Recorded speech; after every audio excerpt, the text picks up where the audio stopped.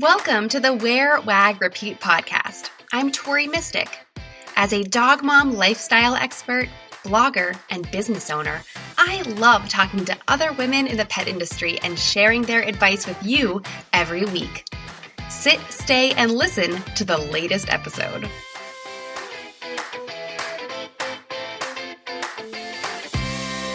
Welcome to another solo episode of the Wear, Wag, Repeat podcast. I am your host, Tori Mystic. And today I am excited to talk about a little experiment that I've been doing. I've been breaking the rules over here, and I've been doing exactly what I've been telling everyone not to do for the past, 10 years or whatever, which is posting and ghosting. And I have been doing a post and ghost experiment for the month of May. And we're almost to the end of the month. And so I want to share the results so far. It hasn't been a full 30 days, but I have data from about 23 days, plus or minus. And I'm excited to share with you guys kind of how it's going.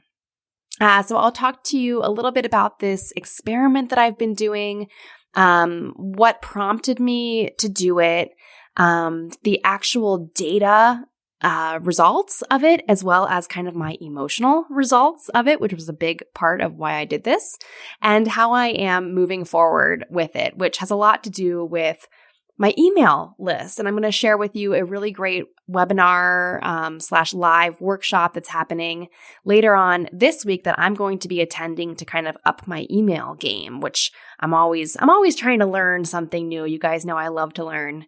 And I'm going to try and get through this interview. I am suffering from allergies so bad the last 2 weeks, and I'm almost better. I'm feeling like 90% better, but I am still struggling a little bit with this. So bear with me. Hopefully I don't sound too nasally in this interview, and it's not annoying anyone. Okay. So let's talk about this experiment that I've been doing. First of all, I love to kind of be the guinea pig for stuff. Since I am here I've kind of put myself in this position to teach you guys what I know about online marketing and how it can benefit your pet business. That means I want to try things. I want to experiment with stuff that you might not want to risk your business trying, but I'm kind of out here to be the tester, to see what works and what doesn't, so that then I can pass my learnings on to you. And so I decided to do this little experiment. And it involved basically not checking my notifications on Instagram and TikTok. Those were the main social media apps that I check obsessively. So for the past 23 or so days, I have not been checking my notifications. When I open the app and it says whatever bright red number it wants me to click on it, I don't even click on it. I don't even look. So I have been missing a lot of comments. And that was kind of intentional. I have been still interacting with some comments. Of course, I have some posts that are sponsored posts or some that are things that I really care about and want to interact in the comments. But in general, I have not even looked at the comments on probably 80% of the posts that I have done in the last month. And I'm talking about both of my accounts. So I did this experiment on my T-Mystic account, which is my pet parent account, as well as the Wear, Wag, Repeat account, where I post about the podcast and courses and membership and all of that kind of stuff. So I've not been checking my insights. I have not been checking my comments. And some of the reasons why I did this, the main reason was that I found myself seeing a lot of comments that were negative or judgmental or just kind of like, I told you so, or nah, nah, nah, nah, nah, nah, just like obnoxious comments, right? I think we all see them. If you don't get them, then you are looking at the world through rose-colored glasses, and I would like to get a pair of those. But I was seeing so many judgy comments, and it really was affecting me emotionally, and I was getting really wrapped up in it. You know, I don't know why psychologically negative things seem to hold more weight in our minds than positive things.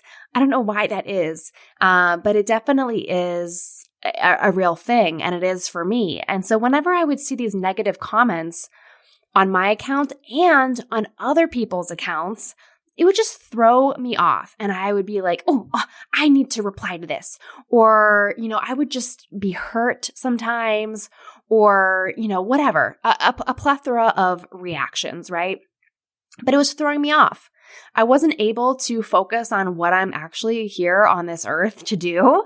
I wasn't able to focus on bigger tasks in my business. I wasn't able to work on my business because I was too deep in the business, replying to every little comment, It wasn't really moving me forward.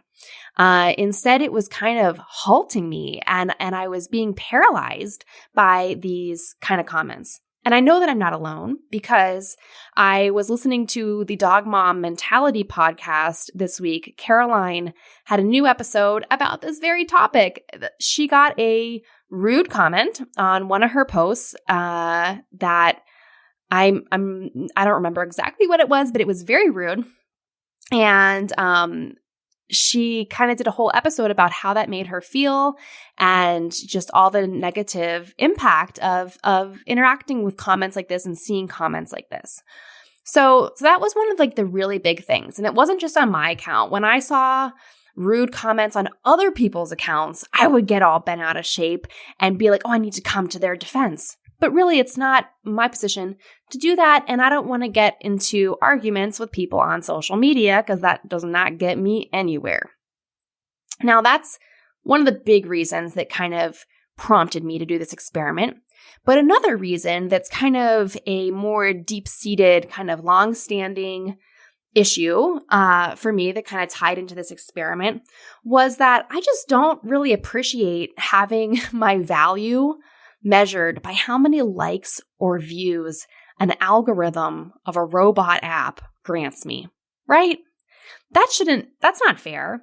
I remember getting a message from one of my friends over a year ago that she had been approached by a brand to do a collaboration, and they asked her how many story views she had on average, and she responded with her average story views, and they said, we're not interested. And what a bummer, that really bummed me out because I was just thinking, her value, the content that she creates, the people who follow her and love her account, and she has people who love her account all over the world. It shouldn't be measured by how many story views you get. I mean, how dumb is that? It's just my opinion. And so it just feels gross to me. It feels gross that our income is being dictated by how many views and likes we're getting on social media because you really don't have any control over it. And it bothers me a lot. And so I'm not one to just sit back and just be bothered. I gotta do something about it, right? I'm a doer. And so this experiment has kind of made me realize how I need to change what I'm doing in my business if I want to be a doer, if I want to change how this thing is making me feel and kind of take control over it and find a way to feel good about it. I need to do something about it. So this is where this experiment kind of came into play. So those are all my whys, and that's kind of how the experiment has worked. And now for the results of what has happened. So after doing this, randomly, maybe a week or 10 days into it, I noticed that a lot of my reels that I'd posted previously started going viral.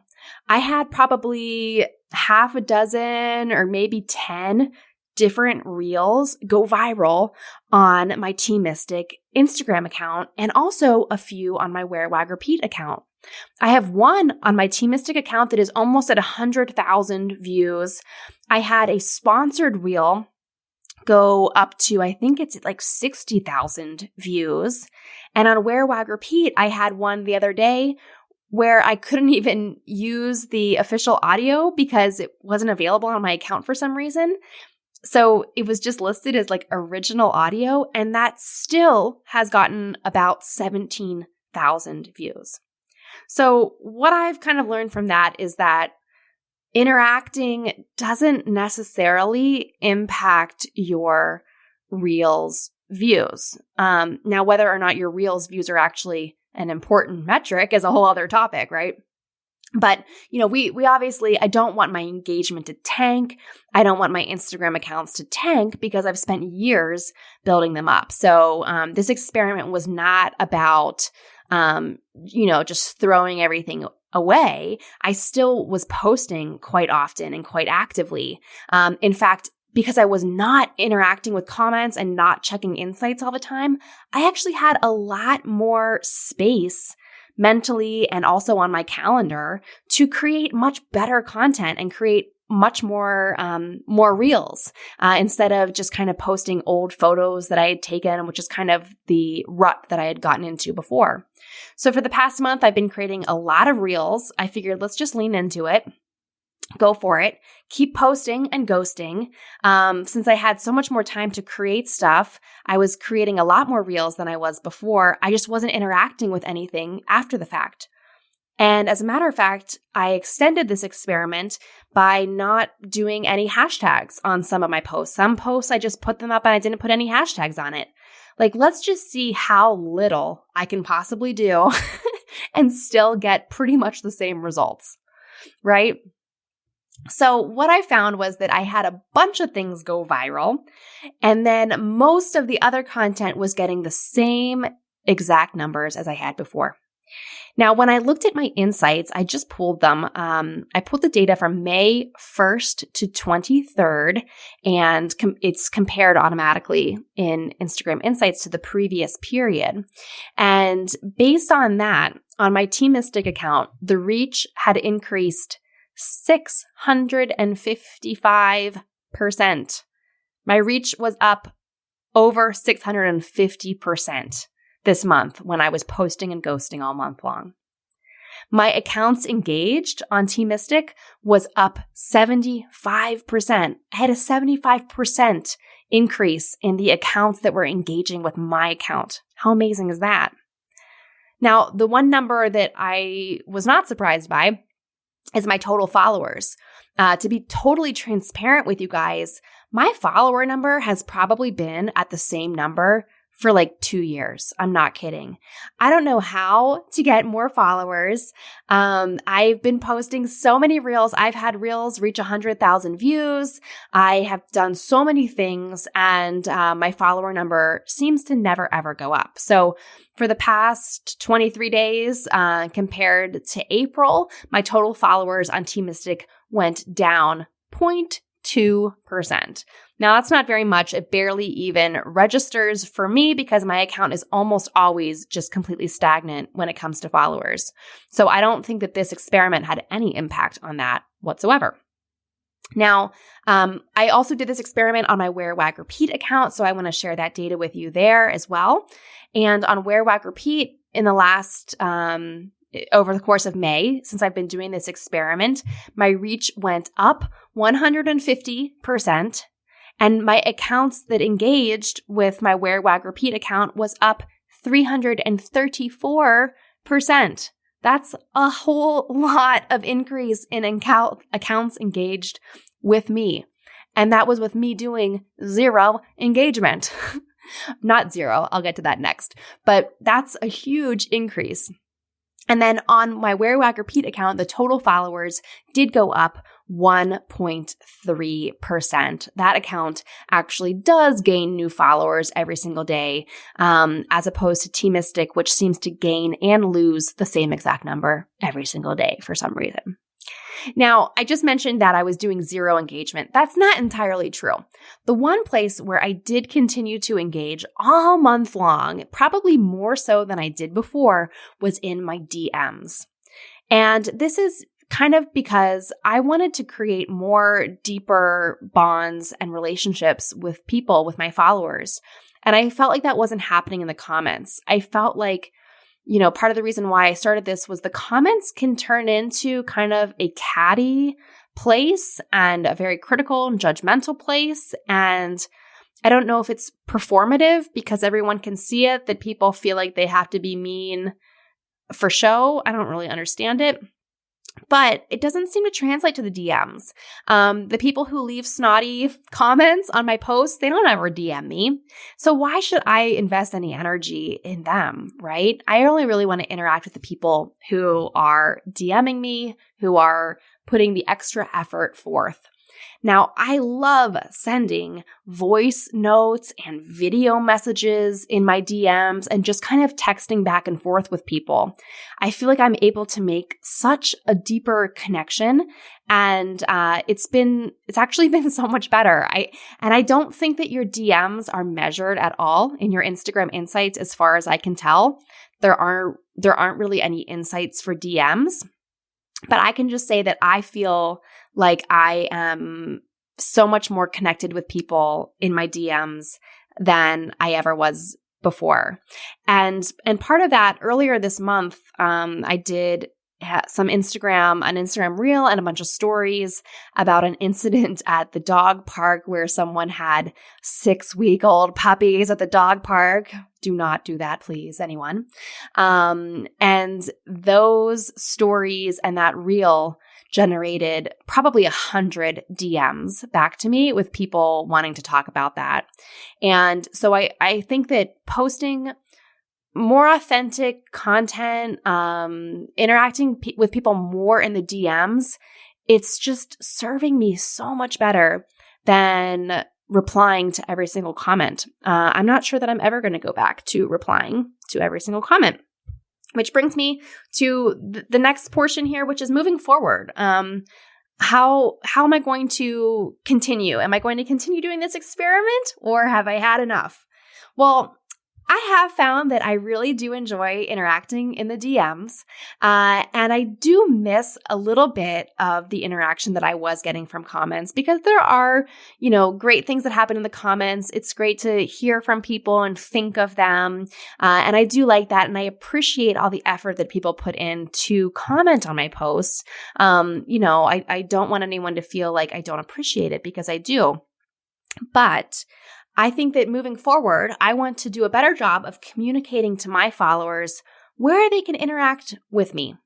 So, just like in real life, you have certain friends who they might do best coming over and hanging out at your house, or they might do best, meeting them up at a restaurant or going for a walk. There's some people you can never pin down, and so you see them on vacation every year. That's the only way you can ever see your friends, is by going away with them for a week or something like that. And so I think in real life, we all kind of have places where we interact best and communicate best and can be present and really engaged in the moment. And so for me, it's just not my Instagram comments, right? So I want to do a better job of communicating to my followers where they can interact with me. And that would be my DMs. Love that. Voice notes are my jam because I hate typing. I also want to encourage people to join my Facebook groups. Although I don't spend a lot of time on Facebook, I don't see the Facebook feed ever because I have it blocked on my computer. But I do interact in my Facebook groups. So I have the Wear, Wag, Repeat Labs Facebook group. There's also a group for Wear, Wag, Repeat Society, of course, where I'm very active. And then I have a Facebook group called Canine Enrichment Community. And that group, you guys, has over 3,000 members in it. And I just started it last year, sort of out of spite. I was in some other canine enrichment Facebook groups, and people would ask questions, and I would share links to a blog post that I had that would have helped them. And the admins in those groups would always be deleting my comments because they didn't want anyone sharing links that went anywhere other than their own websites. And I just thought that was like kind of counterproductive and not very helpful for people and frustrating for me. And so I created my own Canine Enrichment Community Facebook group, and people can share their links. They can share their affiliate links. They can share links to their own Etsy stores. They can do whatever they want, as long as it is in the spirit of community and helping dogs with enrichment activities. So that group has been really exploding and growing.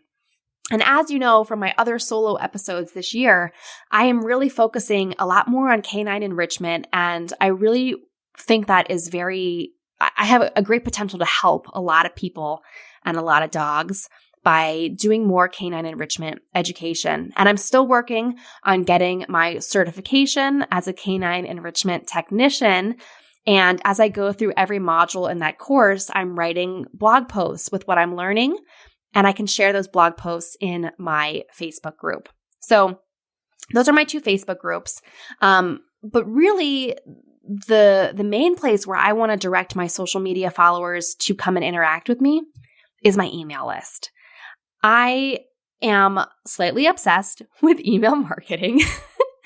And I'm always looking for ways to improve my email strategy, my open rate, my click rate, all that kind of stuff. Email just gets a much better engagement rate and conversion rate than social media. The facts don't lie about that. But email can be a lot to stay on top of. It can be a little bit intimidating to know what to write about each week. So something I've been doing for the past 6 months or so is I've been in an email marketing membership hosted by a woman named Liz Wilcox. And I can't even remember how I discovered Liz. I think I got an email from somebody else that I subscribed to, and in their PS at the bottom, they said, PS, I didn't even write this email. This email was written by Liz Wilcox in her email marketing membership. Here's the link to join if you want to check it out. And I did that. Her membership is only $9 a month. It is so affordable. It's kind of bonkers. And she writes a brand new email template every single week, and you can literally copy and paste. It's a template. It's like Mad Libs. She tells you where to put in personal stories or anecdotes or your products or whatever it is. But she writes out like a skeleton outline, and then she'll write a more filled in outline, and then she'll actually write an actual email using that outline from the perspective of like a blogger or someone who sells products or someone who's a coach or whatever. So you can see an example. And I've just been loving her email membership. What I like about it is that her emails that she writes, they really encourage your subscribers to reply to a lot of the emails or to take action and click on something. And it's just kind of a different approach to email marketing. You know, I always thought email marketing, I used to send so many emails that was just kind of like a newsletter where I would say, here's 6 things that I read online this week, or here's my latest blog post so you didn't miss them. But the way that Liz does it, she'll actually encourage you to write an email asking someone to respond with their story. I wrote an email, or I used one of her templates to write an email last week to my list asking them what the dog community means to them. And then I listed some attributes of what it means to me. And I said, no, really, I want you to really reply to this email and tell me what the dog community means to you. And several people, good handful of people, wrote back to me with really lovely notes, and I could interact back and forth with them. Sometimes people send me photos of their pets, and it gives me that deeper connection, that more authentic connection that I don't really seem to get on social media. And it's just been really great. So I love her email marketing membership. I'm going to put a link to it in the show notes. And it should show up in your podcast app that you're listening in right now. Or you can go to wearwagrepeat.com/podcast and look for the show notes for this episode. It's episode 219. And I'm going to put a link to Liz's email marketing membership that's $9 a month. It will be an affiliate link since I am a member of it myself, and I do love it.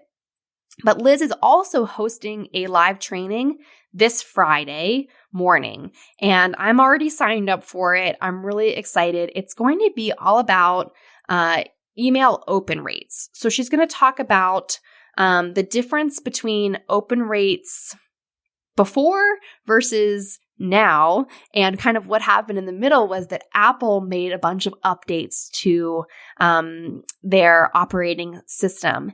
And so now emails are like auto opening. So everyone's like, do open rates even mean anything? Like, what are they? Liz has been researching this since September, and she has all kinds of stuff to share in this training on Friday. So she's going to actually tell us what the best piece of data to collect is and what to track. I'm not sure if it's a click rate. I'm kind of guessing it might be click rate because I don't think your email system tracks how many people reply to your emails, although I wish it would because that's kind of fun to see. But she is going to share all of that information. She's going to help you see if your email list has actually been affected by this iOS update and kind of what to focus on in the future. She's really awesome. She breaks everything down in a way that's so easy to understand. And Liz is the biggest 90s pop culture nerd, so I guarantee you that there will be some kind of NSYNC references on Friday. She is a huge NSYNC fan, so if you are around my age or Liz's age, you'll probably enjoy some of her references, and it just makes it really fun to learn from her. So she's also going to have some time for a Q&A at the end, and I'm going to be there on Friday. She is just really a wealth of information. And if I can say anything based off of the membership that I've been in, this live training on Friday is going to be really amazing. So I will put the link for that also in the show notes. So just look for the open rates training link. And I will put my affiliate link in there for you too if you want to learn more about emails from Liz Wilcox.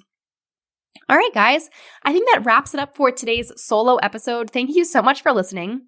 I am curious what you think about my little experiment and if you think that you might want to try something like this as well. Please come find me over on Instagram at WearWagRepeat and don't comment, but send me a DM. Or send me an email and tell me what you think about this. If the data surprised you, of course, I have no idea why some of my reels went viral when they did. There's no way I can control that.